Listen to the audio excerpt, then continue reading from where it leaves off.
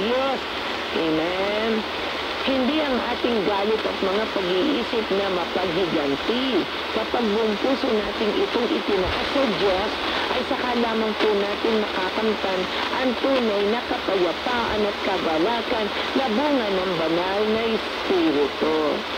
Gaya po ng sinasabi sa 1 chapter 3 verse 16. Ipinakita ng Diyos ang pag-ibig niya sa atin nang isugo niya ang kanyang anak, si Jesus, dito sa lupa para turuan tayo tungkol sa kanyang Diyos Ama at mamatay para sa atin.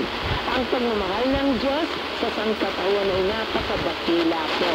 Si Jesus na kanyang pinakamamahal na bugtong na anak ay sinugo niya upang tuparin ang kanyang ipinangakong kaligtasan para sa sanlibutan, para sa atin po.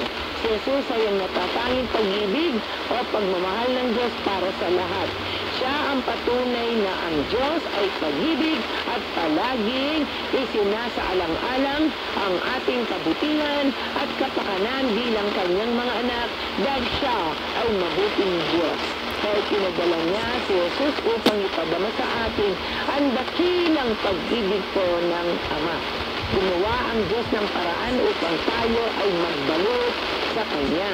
Sa pamamagitan ni Jesus, nakikilala natin kung sino ang tunay nating Ama sa langit at kung bakit ganoon na lamang tayo kahalaga sa Kanya.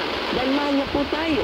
Ang pag-ibig ng Diyos ay suklian natin sa pamamagitan ng paggawa ng mabuti at ng pakikinig sa mga turo ni Kristo.